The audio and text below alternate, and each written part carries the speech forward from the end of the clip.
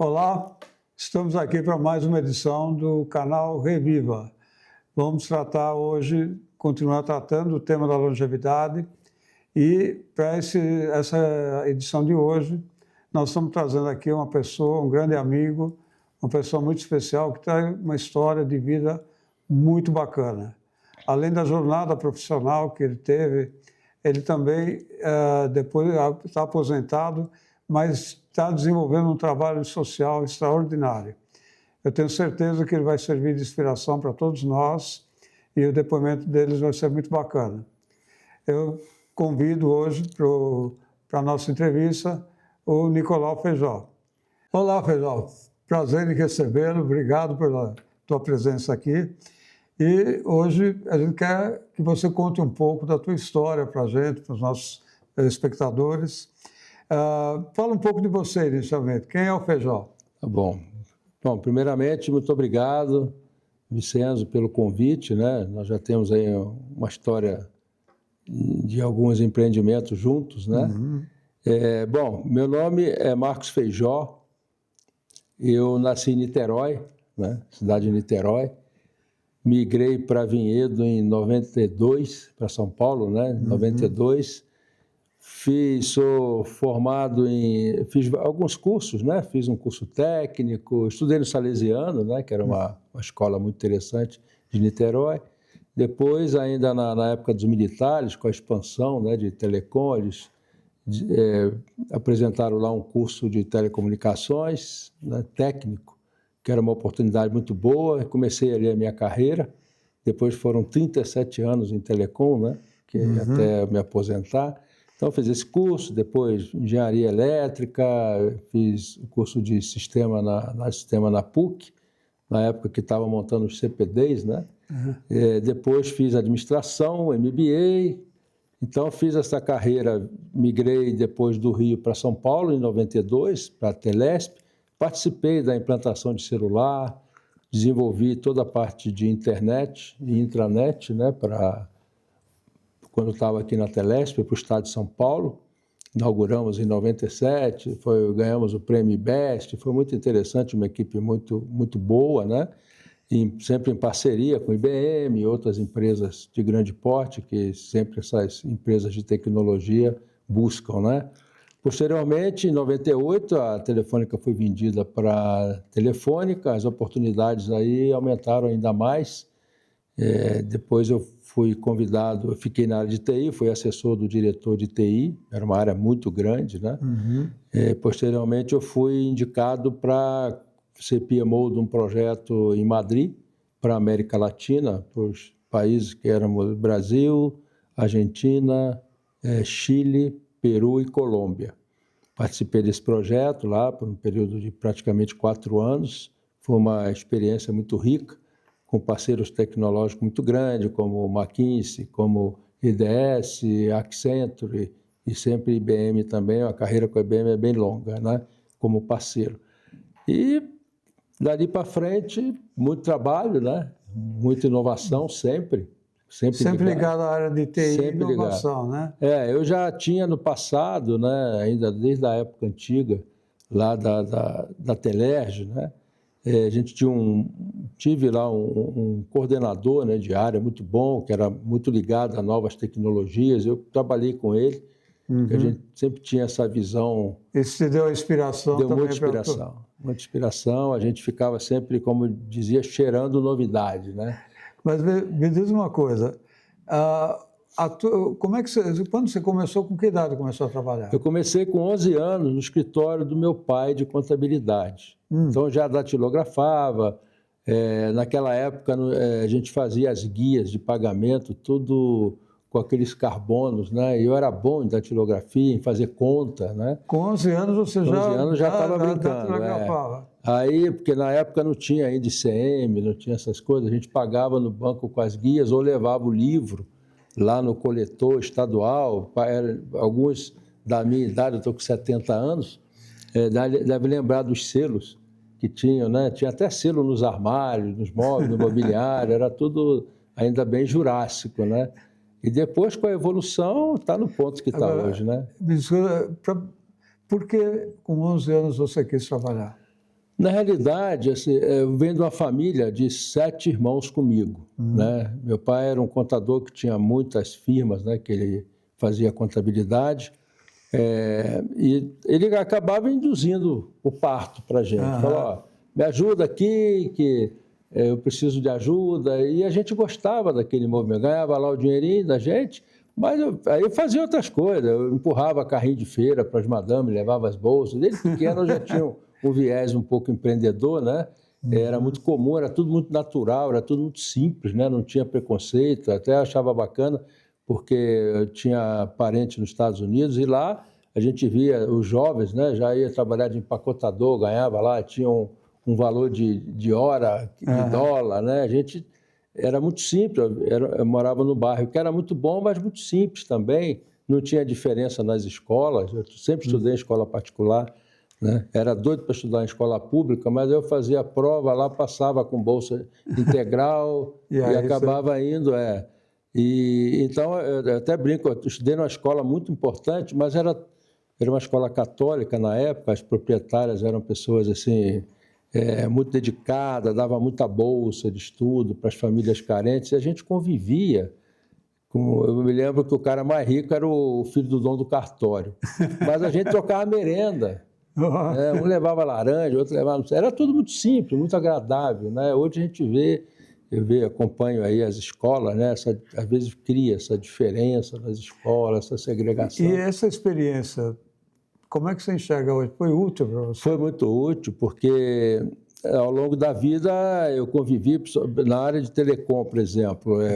Quando eu fui para a CTB, né, que era a Companhia Telefônica Brasileira, que era do grupo canadense, né, da Bell Canadá, que depois foi incorporada pelo governo, né? Foi estatizada. Sim. E eu peguei uma fase, por exemplo, construção do metrô do Rio de Janeiro. Foi uma experiência assim, invejável, né? E naquela época, é muito interessante, os militares eles tinham uma visão muito interessante de... Você tinha que estudar, ele obrigava que você tivesse, para determinadas tarefas, só podia ser técnico, depois era nível superior. E foi um estímulo muito grande, né? Mas a gente lidava assim com o público, pegava os cabistas, o pessoal que vivia nos buracos lá, que estava fazendo metrô, de repente uma reta escavadeira cortava lá um cabo que atendia ao hospital, porque a gente tinha uma prioridade como tem hoje, primeiro hospital, polícia, toda aquela história, né? Naquela época tinha muita preocupação com segurança nacional. Então a gente lidava com pessoas bem simples e me facilitou muito a... Isso te deu bagagem? Deu bagagem, gestão de conflito, que é a coisa mais difícil que eu vejo até hoje nas empresas, né? Exatamente. A gente aprendeu a ser mais simples, apesar de já estar numa posição melhor, a gente já entrou numa posição bem mais confortável do ponto de vista financeiro, de salário, né? Era bem remunerado, era bem interessante. E a experiência na Telefônica, de você ir lá para a Espanha, fazer o trabalho lá, foi diferente? O que você assimilou de lá? Eu já tinha uma boa bagagem, né? Mas foi muito interessante essa experiência internacional, porque eu convivi da América Latina e até mesmo lá da própria Europa e dos Estados Unidos, porque a Telefônica ela é muito próxima dos Estados Unidos, né? Ela tem hubs em Stanford, em vários lugares, né? Ela está sempre buscando novidades. Essas novidades. Ela está andando sempre à frente, na linha que, né? E trabalha com consultoria de peso. A McKinsey é a principal consultoria deles, né? Então foi muito rica, porque é uma cultura muito diferente. Você tinha lá, por exemplo, o chileno não gosta muito do porteño, lá do Argentina. E já os peruanos são pessoas muito inteligentes, eu me surpreendi, bem mais humildes, assim, bem mais fácil de lidar. Colombiano também, uma educação primorosa, com as equipes que eu trabalhei, né? O próprio argentino, todo mundo falava, eu adorei trabalhar com argentino. Você ficou em Buenos Aires, né? Não, eu ficava em Madrid, mas eu ia, né? Eu rodava, E eu tinha equipe lá, eu tinha uma equipe... Você tinha uma equipe em cada lugar? Eu só não, né? Porque o projeto era um projeto muito grande, né? A Telefônica desenvolveu um projeto para ela ter um sistema proprietário, né? Porque ela estava adquirindo empresas, né? Que estava praticamente privatizando a América Latina inteira, ela queria ter uma integração, uma cultura de banco, né? Que o nosso CIO internacional veio da Caixa de Barcelona, ele tinha essa cultura de igual um banco multinacional, né? Então, você encampava uma empresa, ele queria que em 6 meses estivesse rodando os sistemas da empresa proprietária. E era uma economia muito grande, né? Que se tinha, né? Porque era uma coxa de retalho. Então, eles foram normatizando tudo isso, padronizando, né? Eu cuidei da parte de CRM e toda a parte de interação entre sistemas, né? Que a gente chamava de infraestrutura de negócio, né? Era bem grande, era para cerca de 100 milhões de clientes, praticamente a previsão, né? E qual foi assim, o evento mais impactante para você nesse período? Olha, eu fiquei muito porque assim, as privatizações, né, que ocorreram a partir do governo Fernando Henrique, as empresas de telecom elas eram muito voltadas à engenharia, né? Elas não tinham viés de cliente. Então, era aquela, a gente tinha limitações, demanda reprimida, né, por falta de investimento, etc. Quando a Telefônica entrou, todas elas, né, a TIM, todas as demais, né, ela tinha que virar para orientação ao cliente. Então, é uma guinada grande. O que ela fez? Né? Quem tinha no Brasil, quem tinha muita experiência nisso, eram bancos, cartões de crédito, né? Então, dependendo do segmento, você tinha um segmento de residencial, que era o retail, tinha o pequeno e média empresa e tinha o corporativo, né, que eram as grandes empresas. Nós importamos, né, uma grande quantidade, né, de pessoas estratégicas dessas áreas de banco e cartão, só que assim, para a área de retail e para a área de pequena e média empresa, tranquilo. Agora, para grandes empresas é muita solução. Muitas das vezes, você pegava, por exemplo, vinha o pessoal de cartão de crédito, estava acostumado a vender produto de prateleira, né? Então, você chegava, vou vender uma solução para uma Volkswagen, para um grande banco, era um negócio mais complexo. Então, você tinha assim, algumas nuances, né? Muito interessante. Eu estava na área de TI, né? A gente tinha que atender todas essas frentes, né? Essas segmentações. Então, foi uma experiência muito interessante essa virada, porque ali foi o maior choque, né, que nós tivemos, assim, vamos dizer, cultural, né? Cultural, Porque chegava muita gente nova, pessoal assim com uma bagagem muito boa, mas até estava conversando com você, às vezes a inteligência emocional não era lá igual a gente já tinha apanhado tanto, né? Passamos por várias fases difíceis, mas assim, isso nos fez crescer. No início tinha uma certa resistência, nós mais antigos, né? Éramos considerados assim, meio fora da curva, eram pessoas quase, não vou dizer desprezadas, mas eles não nos olhavam com bons olhos. Mas, no fundo, a gente viu... Mas por conta do quê? Da idade? Tinha preconceito, porque eles chegavam com uma série de propostas novas e era interessante, mas nem sempre você conseguia fazer, né? Porque existia legislação, uma série de coisas. Mas, pouco a pouco, a gente foi se entrosando e eles começaram a respeitar bastante. Era muito mais um choque cultural. Era choque cultural. Choque cultural, né? Porque antigamente as empresas elas eram uma família. Tratava como família, tanto que tinha uma ideia, eles seguiam um pouco o modelo japonês, e a gente tinha oportunidade de indicar os filhos para a empresa, eles queriam, porque numa empresa, na época, hoje não está talvez muito diferente, mas já evoluiu muito, o maior problema da empresa é a ambientação. Né? Tanto que você, quando era admitido, no caso de telecom, a gente tinha 1 mês quase de ambientação, passava em todos os lugares para conhecer como é que era. E você, por exemplo, trabalhando numa empresa, naquela época a gente tinha o hábito de almoçar e jantar com a família, não tinha ainda o celular que tirava a vez, né? Então você já ia passando a cultura, você ia contando, aconteceu isso, está chegando um equipamento novo, aí tinha também muita interação, na época dos militares era bacana isso, você tinha o dia que o filho assumia lá o lugar do pai, passava um dia na empresa, fazia toda quase uma passagem, era uma integração, uma continuidade, né? Tinha lá no Dia dos Pais, Dia das Mães, tinha um processo bacana, legal. A gente tinha muito convívio com os filhos, né? E então isso era muito interessante, né? Hoje não sei como está isso. Mudou bastante. Mas, João, me diga assim, quais valores e princípios fundamentais te nortearam nesse período? Olha, a nossa geração, Vicente, nós estamos praticamente com a mesma idade, a gente tinha uma criação um pouco diferente, né? Era aquele misto do medo, né, tal, aquela coisa os nossos medos, né, como diz o Lima Duarte, eram bacanas, era mordida de cobra, medo de mordida de cobra, coice de cavalo, morrer afogado, né? Eu sou do litoral, então era assim, ó, não pode morrer afogado na praia, aquela coisa toda. Então a gente tinha isso. Ajudou muito a gente a ter limites, né?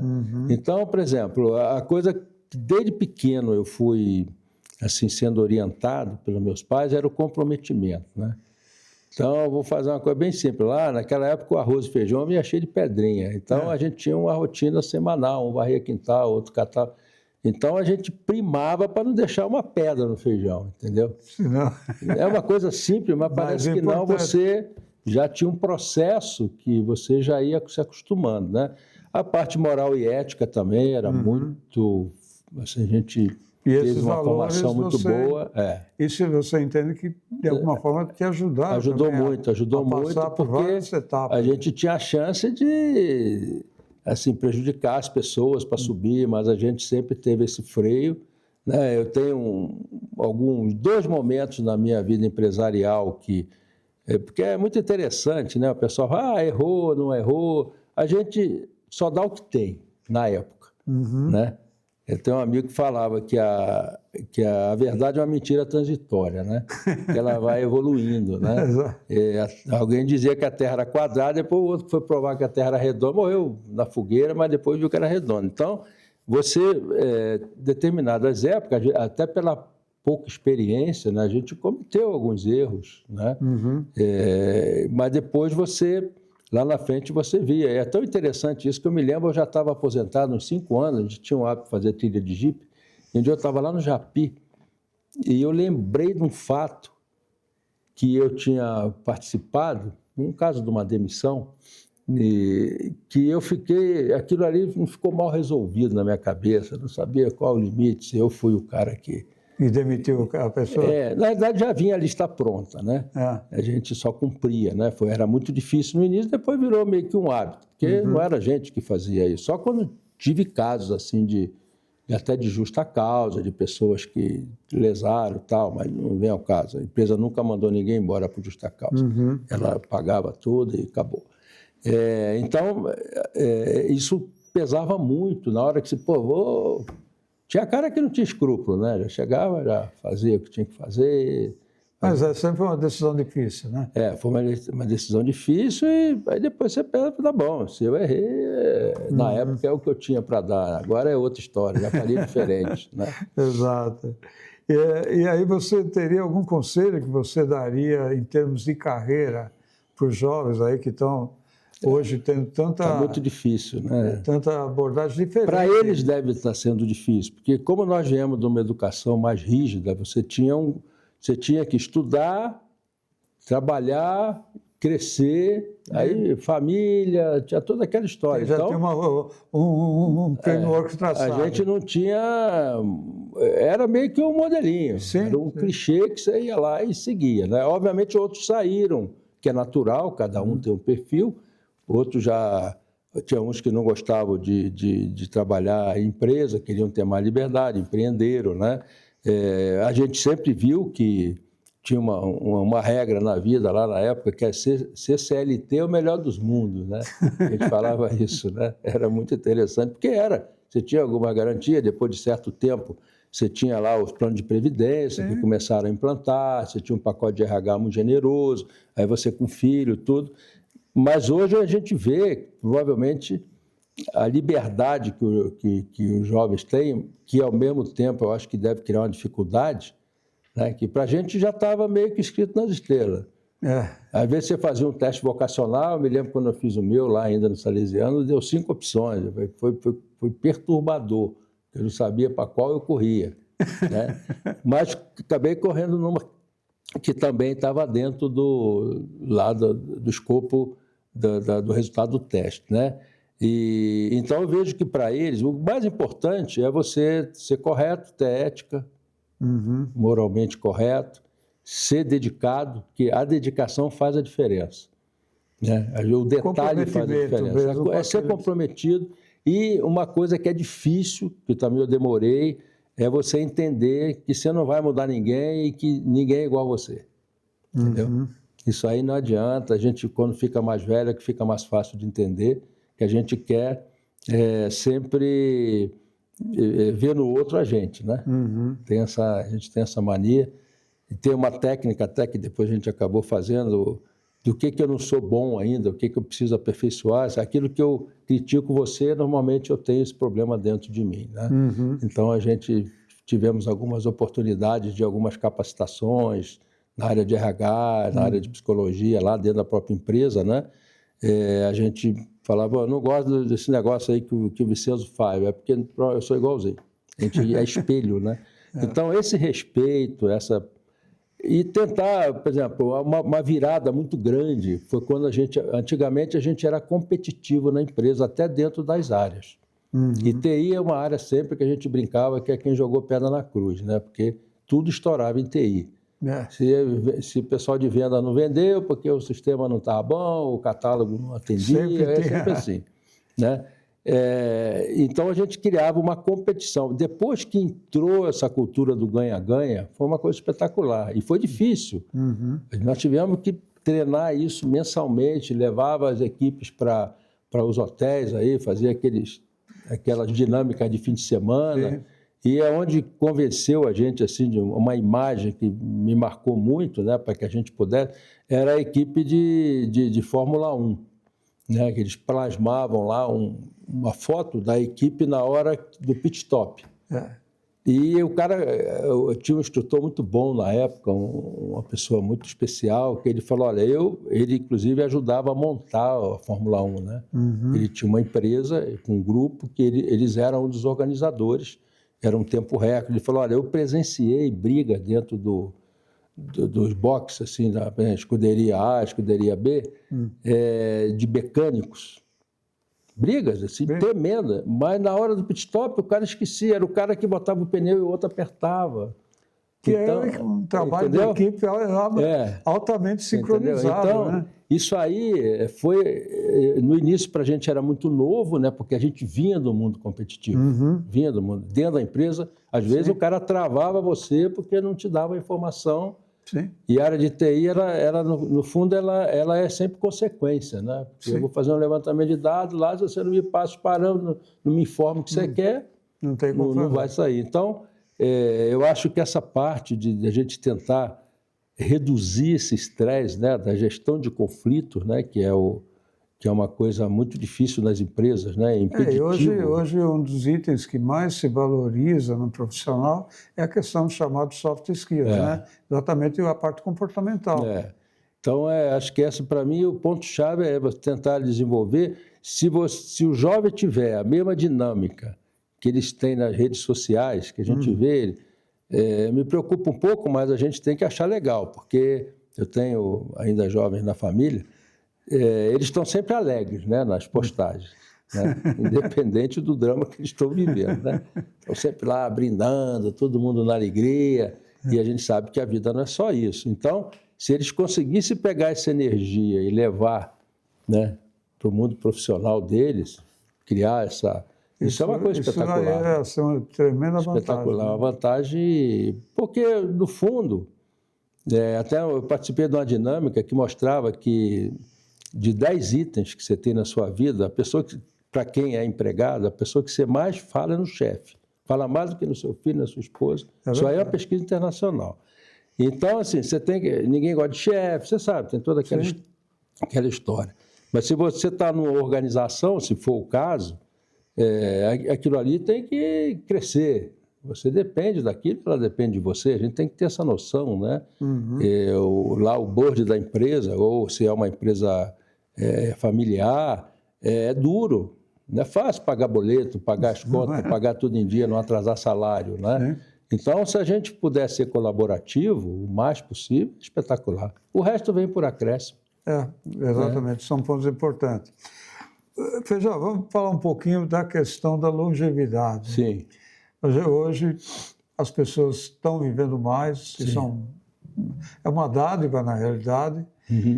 Não quer dizer que necessariamente estão vivendo com qualidade. Ah, sim, isso é um problema. E talvez o grande desafio hoje, tanto a nível individual como a nível sociedade como um todo, é que a longevidade seja uma longevidade com qualidade de vida, sim, de uma maneira ativa e com bem-estar, né? Como é que, na tua vida, como é que você está lidando com isso? Mas antes disso, eu quero te fazer uma pergunta que eu pulei. Me fala um pouco, você teve toda essa jornada profissional. Num determinado momento veio a aposentadoria. Sim. Então, primeiro, como é que era a tua expectativa em relação à aposentadoria? Do ponto de vista de planejamento financeiro, do ponto de vista de atenção à tua saúde, do ponto de vista de relacionamentos sociais e do ponto de vista de atualização de conhecimentos. Como é que você trabalhou isso pré-aposentadoria? Era algo que tinha consciência ou é algo que foi surgindo depois, a partir de um determinado momento? A única previsão que eu tinha, assim, né, programação, era meu fundo de pensão. Eu comecei muito cedo, né, a pagar o fundo de pensão, porque eu achava que ia me dar uma sobrevida um pouco mais adequada, né? Além do INSS, que não é nada, né? Sim. Mas tudo bem. Eu, na realidade, não fiz planejamento, porque a gente trabalhava tanto, e eu gosto tanto de trabalhar, era uma coisa, aquilo eu atendo hoje lá na organização que eu participo, a Adicto, e eu entendo o que é a adicção da droga e eu entendo que é a adicção do trabalho. Que a gente pode dizer, eu falei, eu era um adicto. Não deixa de ser um vício. Eu era um adicto, cara. Porque eu sempre fui muito empolgado com o trabalho. Então, você pegava, tá saindo... Eu tive uma facilidade na minha vida, que é o meu perfil, é implantar projetos e depois eu não toco projeto. Então, a vida inteira eu fui, né, capitão do mato, que eles brincavam lá, né? Sim. A gente ia desbravando, né? A gente falava, tem a locomotiva e tem o vagão. Então, a gente ia, chegava lá, botava a linha do trem. Depois, quem vai administrar aquilo? E também tive uma oportunidade de recuperar projetos.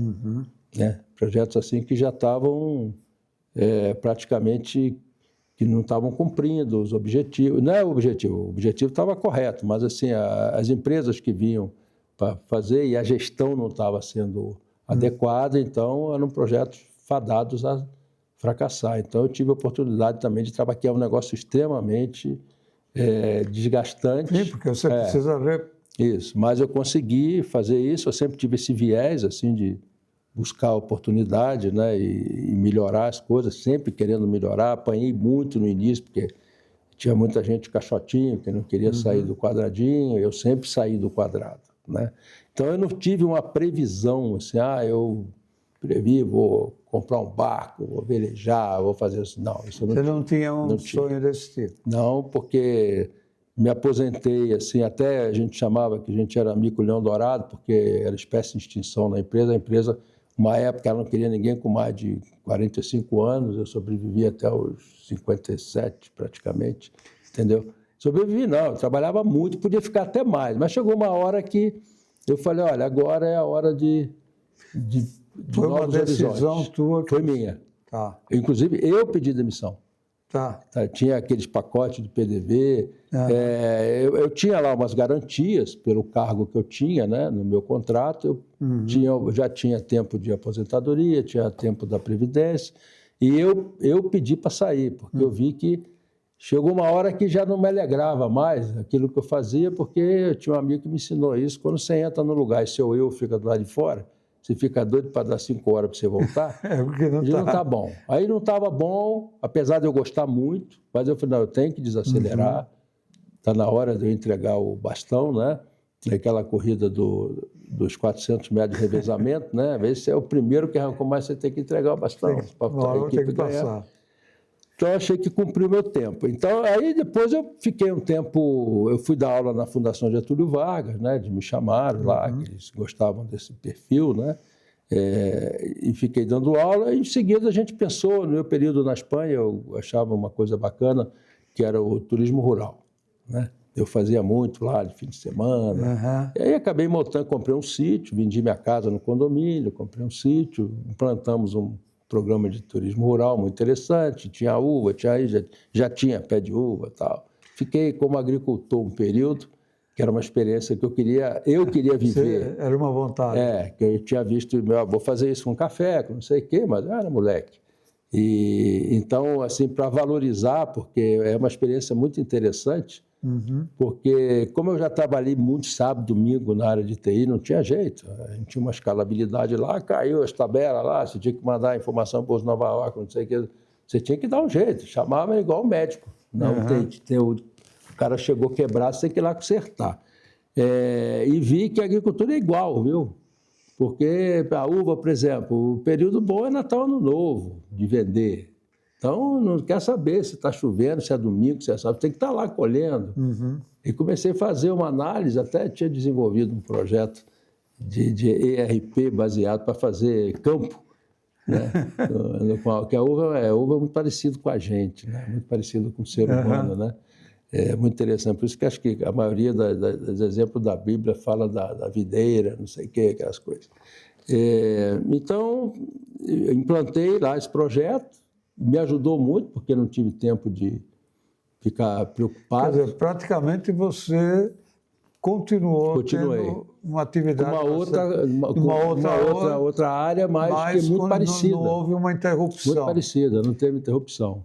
Isso, e eu sempre tive uma network muito forte, que eu sempre participei. Eu fui presidente de clube de condomínio, fui de administração de condomínio, mesmo trabalhando duro. E também participo de algumas entidades interessantes, como Rotary, Maçonaria, etc., que a gente nunca deixou de manter viva essa participação. Né? Quer dizer, você manteve a socialização, muito network, manteve uma atividade produtiva, mas algo que te consumia teu tempo e te dava prazer. Isso.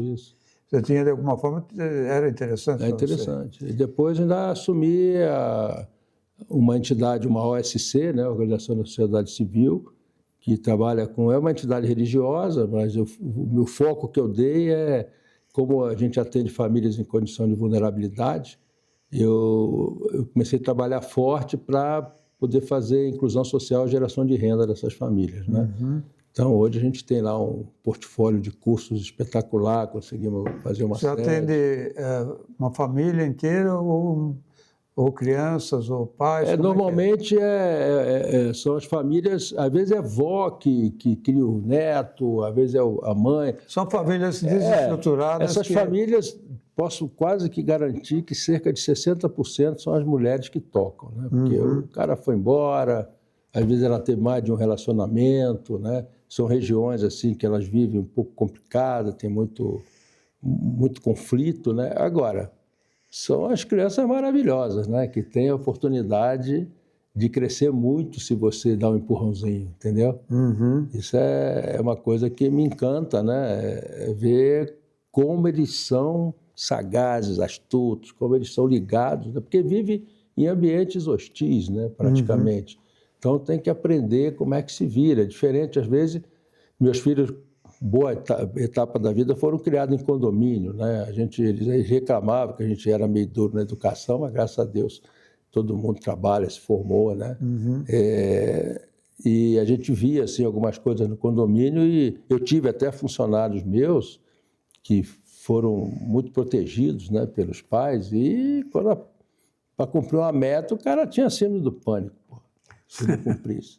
Não era igual a gente que sofreu bullying a vida inteira, tal, e acostumou a conviver. E esses meninos de periferia, eles são assim, porque eles já... tem lá um que bate nele, outro que diz que vai pegar, outro que não sei o quê. Então, eles têm que aprender a fazer esse meio de campo. Então, a gente tem que ajudar um pouco, né? Principalmente na parte de educação, porque a educação é complicada deles, né? Dependendo da cidade, tem esse negócio da progressão automática, às vezes a maioria é analfabeto funcional.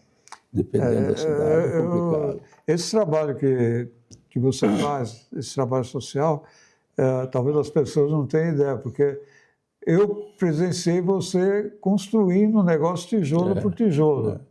Então, eu acho assim, o trabalho que o Feijão desenvolve, além da importância de trazer as pessoas necessitadas, que precisam desse apoio, eu vi você construindo um espaço para poder Fala um pouco desse espaço que você construiu tijolo por tijolo. Esse espaço é um milagre, né? Porque nós tínhamos uma sede, né, que era alugada e era assim, ela era muito limitada, porque tinha escada, eu tenho cadeirante, né?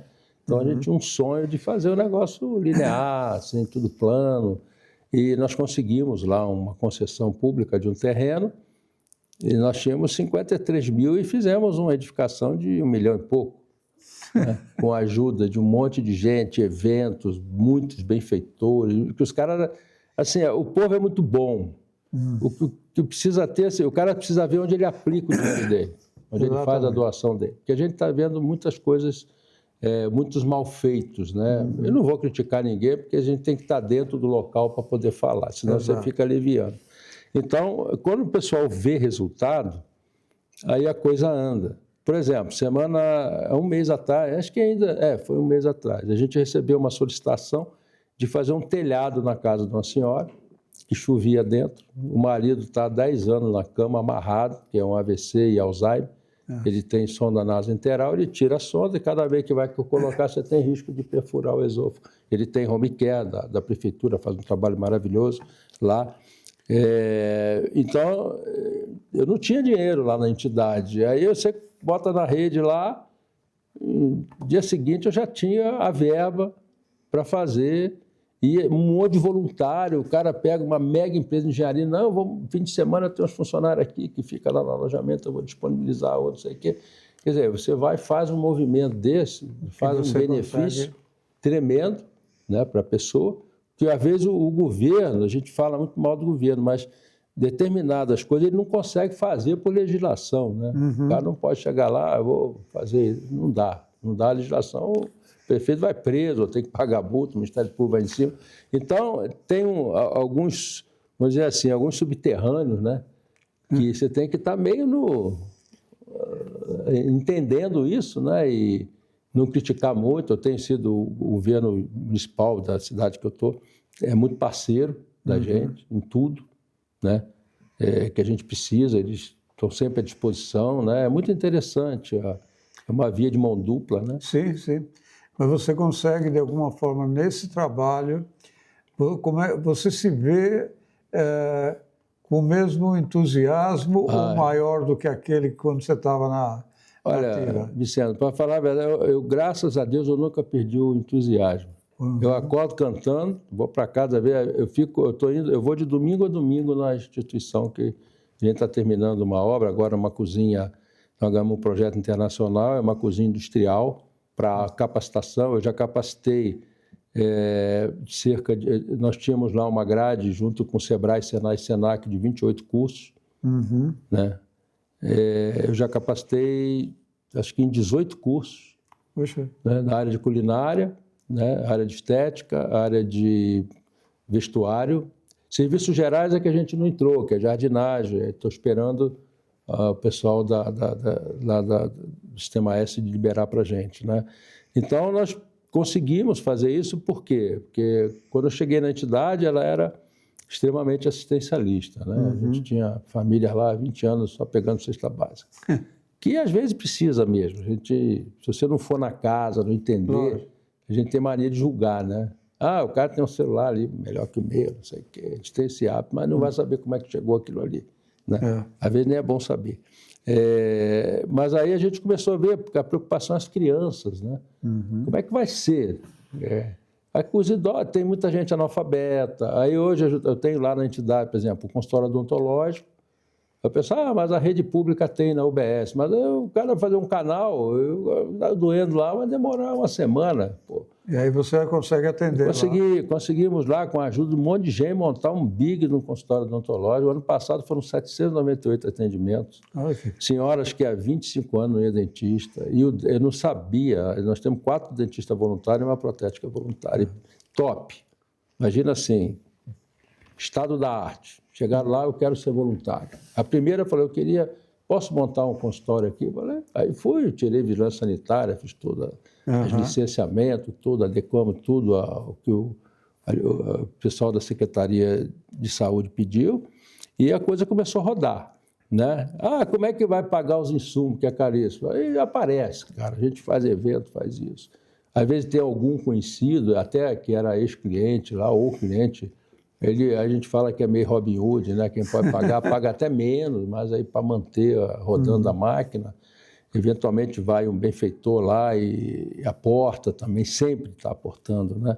Então, você vê, são coisas que você vai começar. Aí temos as palestras dirigidas para as famílias, de como coordenar, por exemplo, as crianças na escola, depois como é que você dá uma assistência numa criança que chega de uma escola, né? Eles não tiveram essa possibilidade, né? Os pais, normalmente, que são pessoas rústicas, que sofreram muito, com muito abuso sexual, a maioria, muita violência doméstica. Então, a gente vai orientando, tem convênio com a OAB para fazer determinados direcionamentos, temos palestras sobre saúde bucal, saúde geral, é muito interessante, porque precisa educar. Educação. Se você não educa... É base. E aí, naturalmente, toda a dedicação. Você enxerga uma relação entre esse tipo de ação tua e a necessidade de, quando se chega nesse momento da vida, né, de você ter pelo menos um propósito, algo que faça sentido. Para você, como é que é isso aí? Olha, eu vejo assim, eu tive a felicidade, a minha família, desde cedo, ela sempre participou. Meu pai foi coordenador dessa parte contábil, era voluntário do Asilo Cristo Redentor do Rio de Janeiro, tinha quase 800 idosos, negócio fenomenal, que era um comendador lá que fez essa obra e deixou uma fundação. A gente sempre teve esse viés, eu até achava que eu nunca ia falar para meu pai e minha mãe, vocês são loucos fazer essas coisas aí de voluntário, hoje eu sou pior que eles. E eu acho que, até eu gosto muito de falar para os jovens, né? Porque às vezes a gente tem jovem fazendo estágio lá, eu dou depois lá o certificado de estágio, aquela coisa, eu falo, olha, todo mundo devia fazer voluntariado, até porque você vai hoje no LinkedIn e coloca que você é voluntário de alguma ação, você tem uma vantagem competitiva, porque isso ajuda, você lidar com o pessoal de comunidade carente, te ajuda a melhorar o seu relacionamento e fazer gestão de conflito, entendeu? Porque você vem, às vezes, com uma educação mais assim, certinha, e chega lá, você vai lidar com pessoas dificílimas. Sim. Então, esse intercâmbio ajuda você a ir moldando esse perfil. Eu falo para os jovens, eu estou com a filha, não posso falar, empresa, a filha do segundo cara de uma das maiores empresas do Brasil está lá, voluntária, está encantada. E eu falo para ela, eu falei para o pai dela, uma época, ele foi lá ver um evento nosso, falei, chama sua filha, porque ela vai ter uma vantagem competitiva. E já teve. Só de colocar lá no LinkedIn, na entrevista, foi um diferencial para ela. Entendeu? A pessoa, ela explicou por que ela falou, até porque eu acho bacana. E se a gente olhar, por exemplo, os americanos são muito bons nisso. Sim, O americano ele tem esse viés de devolver para a comunidade, né, as conquistas dele. E nem sempre é financeira, né? A gente sabe que na parte financeira tem, quando fecha lá em agosto o balanço, em setembro, outubro, tem aquelas doações lá bilionárias.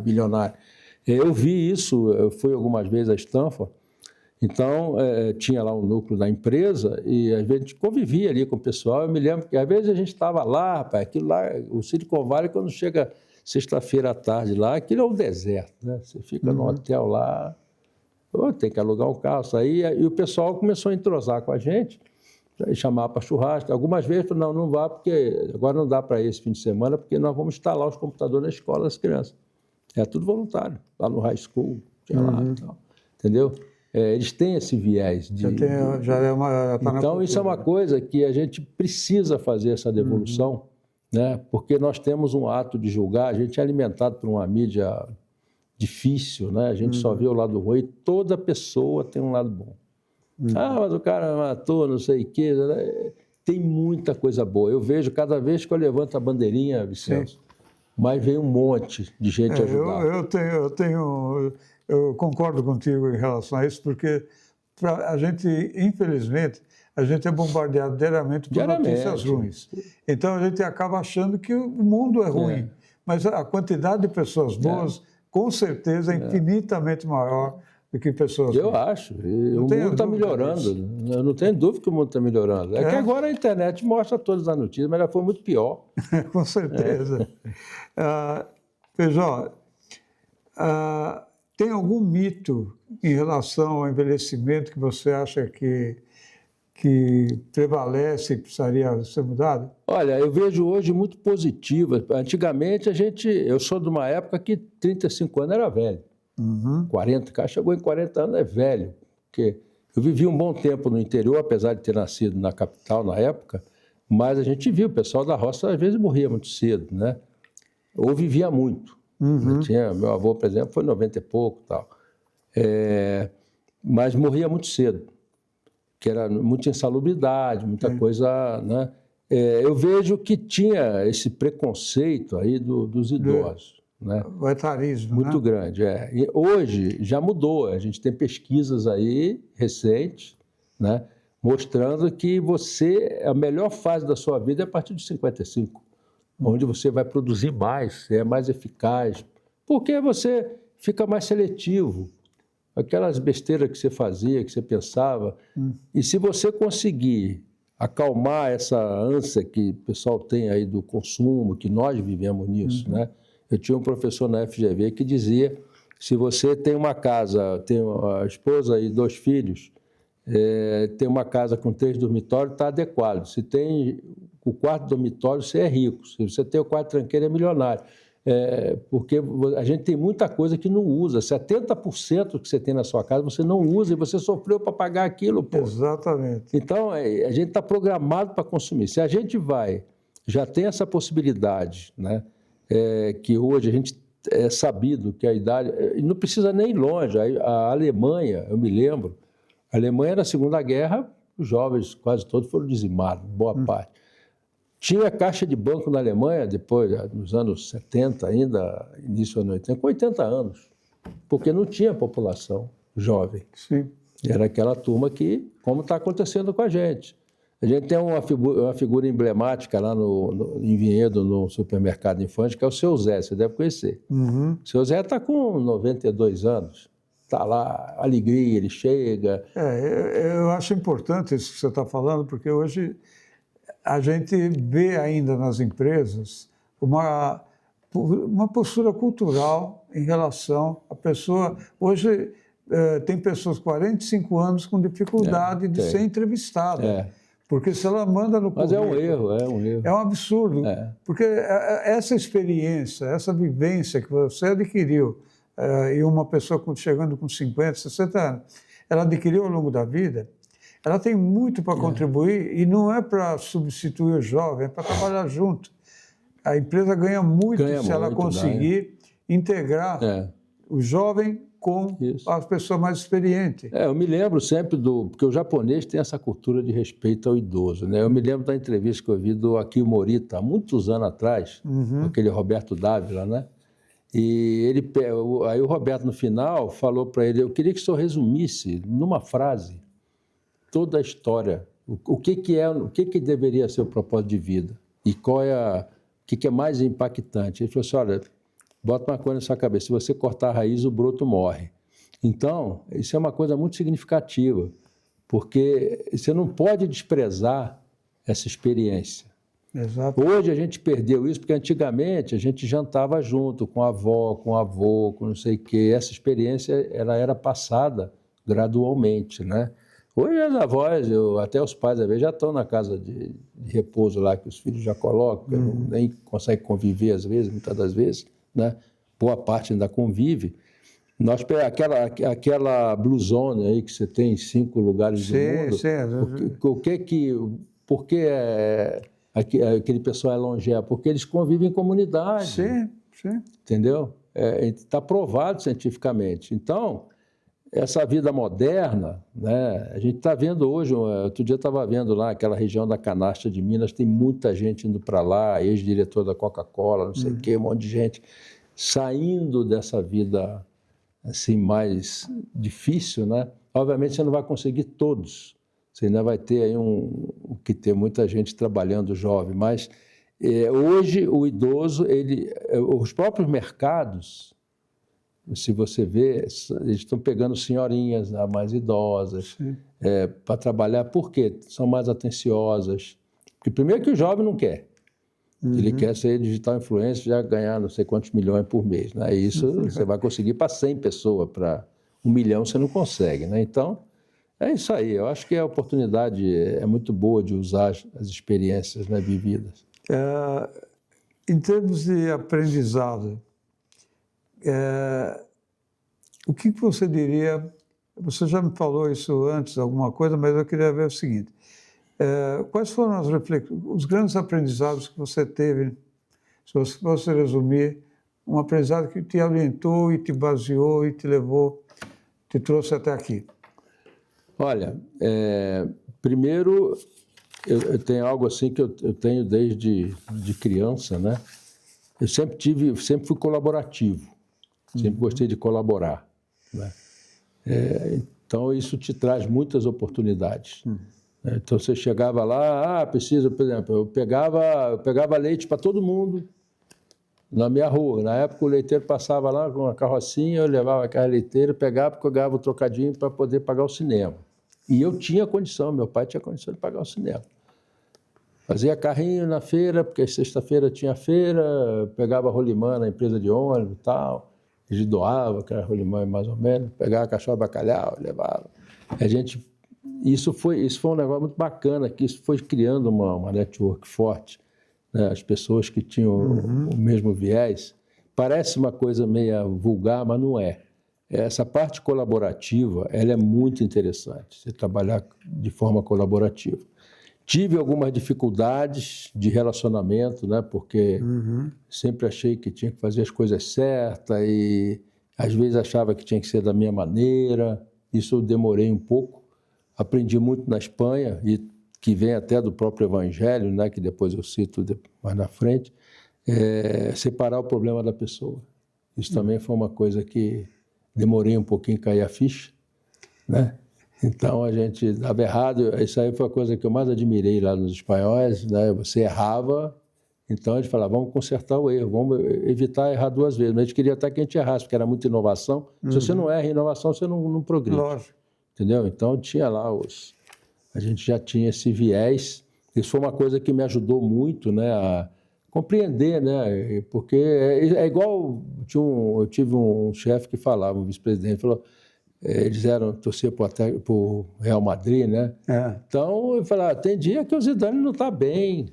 Aconteceu. Tem dia que o Ronaldo Fenômeno, que eu peguei essa época lá, não está bem, perdeu o gol. O cara não perde um gol dele, mas vai o que aconteceu na véspera com esposa, com filho, com sei lá o quê.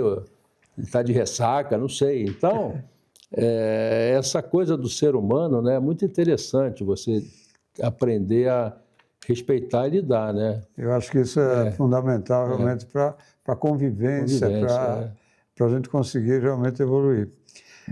Infelizmente, a gente tem ainda muita coisa que eu gostaria de falar contigo, tá bom. Mas o nosso tempo está acabando e eu queria te perguntar que recado você deixaria, baseado em toda essa tua vivência, experiência, para as pessoas, para os mais jovens, mas também para aquelas pessoas que estão prestes a se aposentarem. O que você diria para esse pessoal?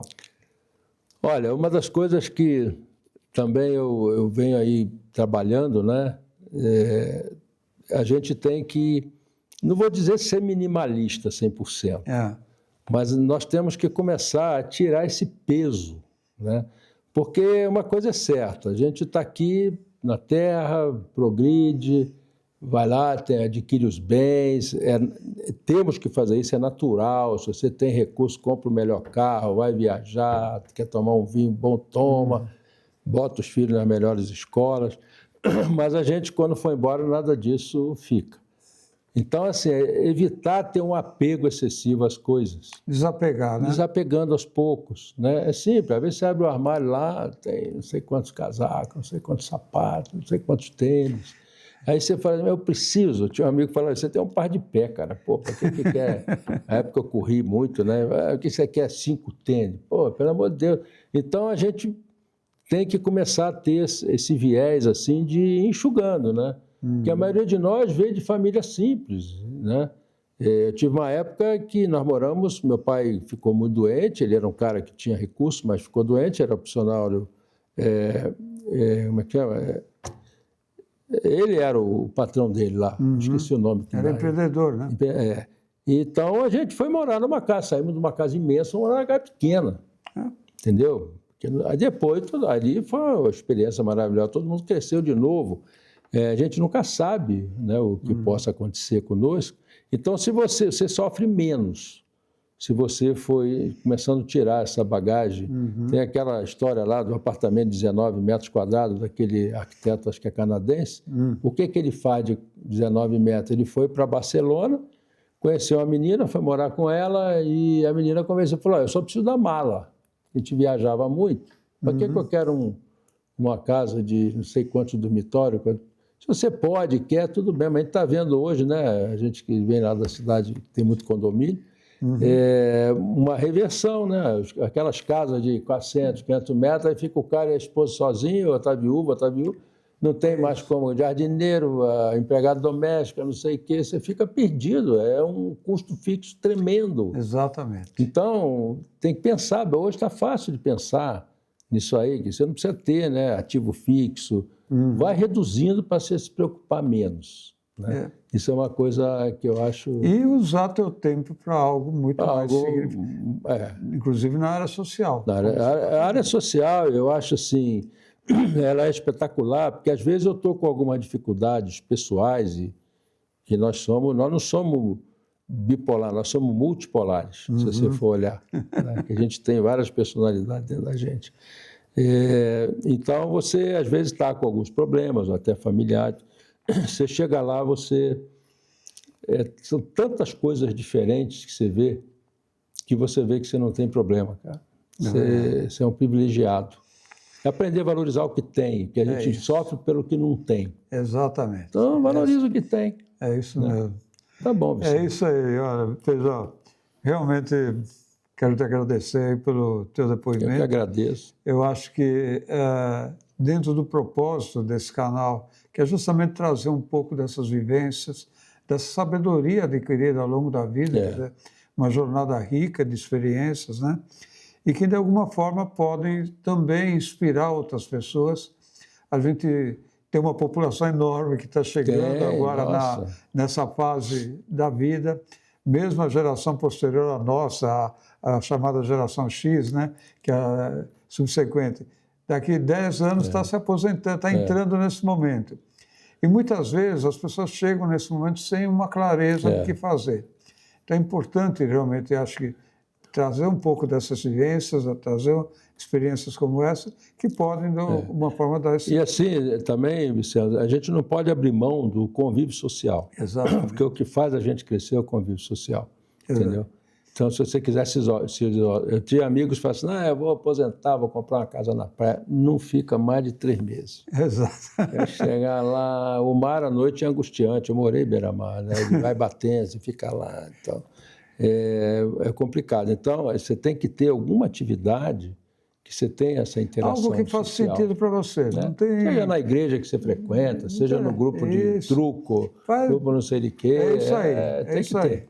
Entendeu? Muito bom. Tá bom, muito obrigado. Mais uma vez, gratidão. Obrigado a vocês. A gente encerra mais essa edição do canal, dessa linha que nós estamos seguindo, e convido vocês a assistir os outros episódios para estar com a gente, trazendo pessoas tão interessantes quanto o Feijó. Ok? Obrigado, Vice. Feito. Obrigado, garoto. E aí?